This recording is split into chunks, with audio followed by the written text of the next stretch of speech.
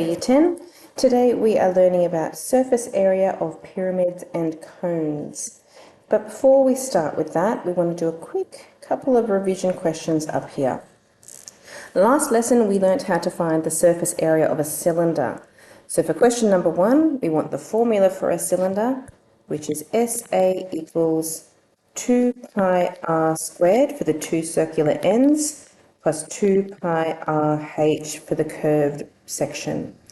Then, subbing in, the radius will be the 4.5 and the height will be the 6. So we have 2 pi times 4.5 squared plus 2 pi times 4.5 times the height, which is 6. Putting that in your calculator, you will get 296.88 centimetres squared. Question 2 says to find the length of the unknown side. It's a right angle triangle and we're trying to find one of the missing sides. The side that we are after is not the hypotenuse, it's one of the shorter sides.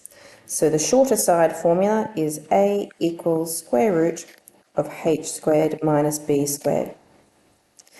Subbing in, the hypotenuse is the longest side, which is 2.5 squared, minus the other side, which is 1.6 squared.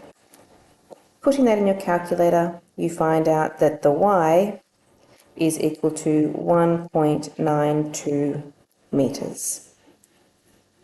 Okay, so surface area of pyramids and cones. A pyramid has a base that is a polygon. A polygon is any shape that has straight sides, so triangles, rectangles, squares, pentagons, and so on are all different types of polygons. Its remaining faces will be triangles that meet at the apex. So there's a picture of a square-based pyramid down here. We have a square on the bottom of the pyramid, and then you can see the 4 triangles that go around it, and they meet up the top at the apex. So that's an example of what a pyramid looks like.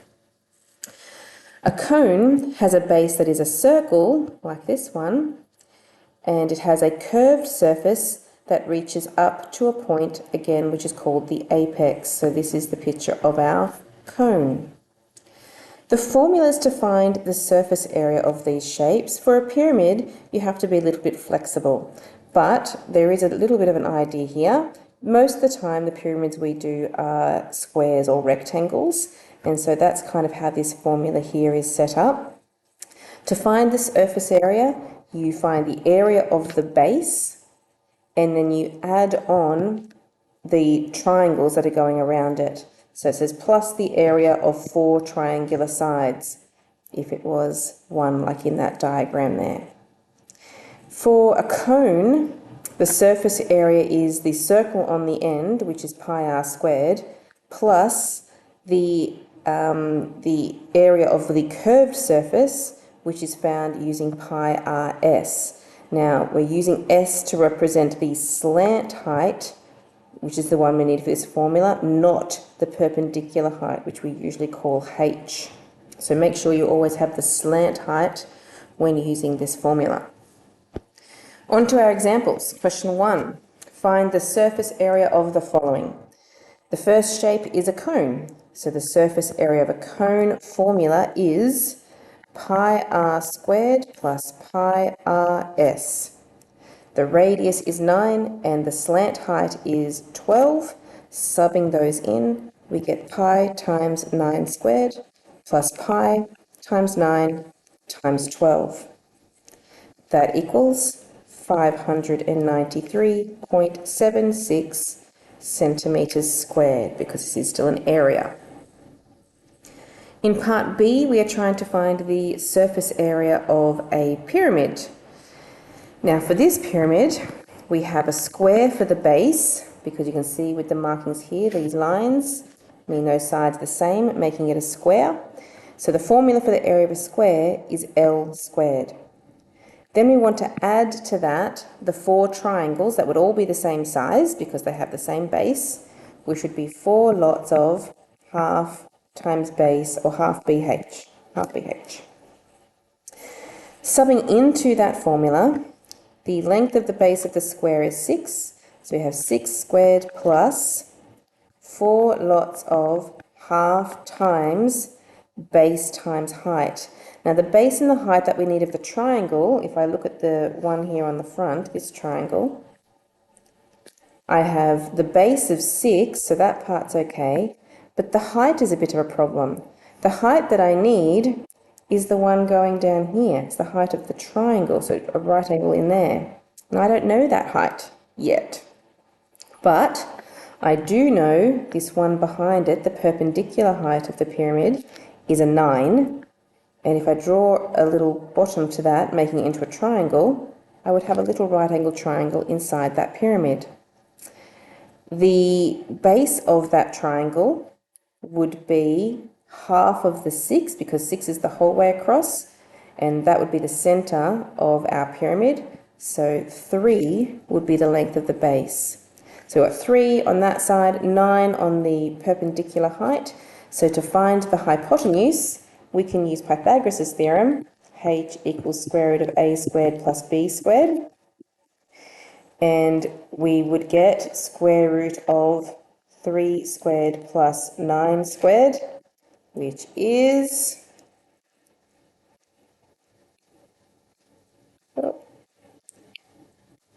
9.49. Okay, that would be in millimetres. Okay, but to continue now I have that height, or this one here that I need for my triangle. That's going to go in as the height of my triangle in my formula. So 9.49, close bracket. Typing all of that in the calculator, we get 6 squared plus 4 times half times 6 times 9.49 equals 149.88. Is millimetres squared. Question 2. A cone with a radius of 5 centimetres has a curved surface area of 140 centimetres squared. Draw a diagram of the cone. So I'm going to draw the circular end of my cone here, coming down to an apex. The radius across there is 5 centimetres. I know that the surface area is 140 centimetres squared, and that would be the surface area of just the curved surface area, which means it doesn't include the circle on the end, it's just the body part of that cone there. Now we know the formula uses S for slant height, so let's put an S on that side. Okay, so part B, find the slant height of the cone correct to 1 decimal place.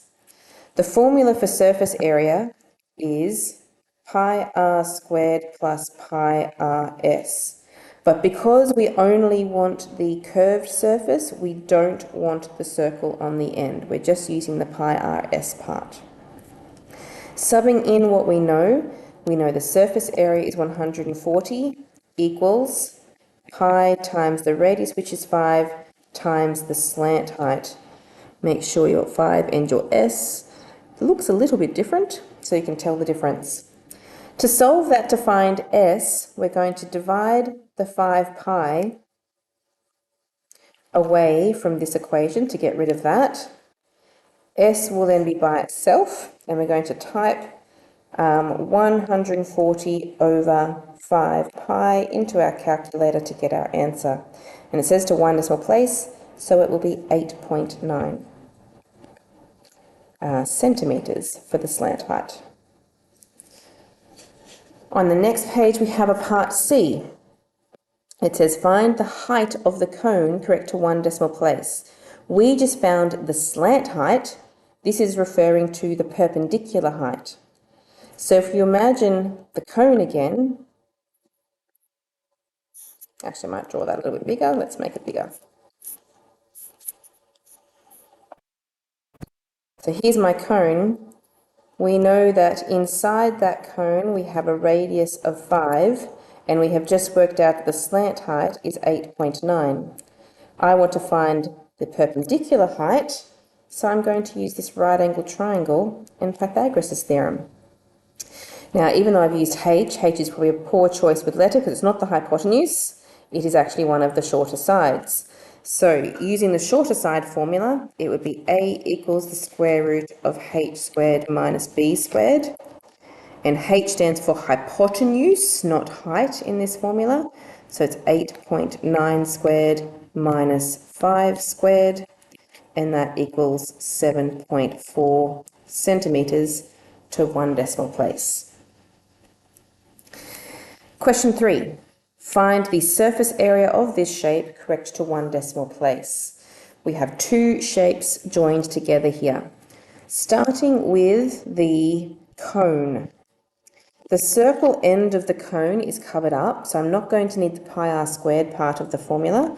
I just need the pi rs to find the area of the curved surface again. Then I'm going to add to that the surface area of a rectangular prism, which is 2 lots of LB plus LH plus BH. But when I do that, that is counting this part that is covered up by the cone. So I don't want to count that in my rectangular prism, but I do need to make sure I get these edge parts. So what I need to do is subtract off the circle that is covering the top of that rectangular prism, which will be 1 circle, pi r squared. Okay, subbing into the formula. The cone has a radius of, we need to work that out. 8 is the diameter, because it goes from one side to the other here. So the radius is equal to 4. So pi times 4 times the slant height, which is 10, plus 2 lots of L, B and H. So this side here would be an 8 as well. So we can have L, B and H for the rectangular prism. So L times B would be 8 times 8, plus L times H would be 8 times 3, plus base times height is 8 times 3, close bracket. And then we want to subtract off our circle, which is pi times the radius, which is 4 squared. Putting that very carefully into your calculator, you should get an answer of 299.4 metres squared, which is correct to 1 decimal place. Okay, your turn to do exercise 4J.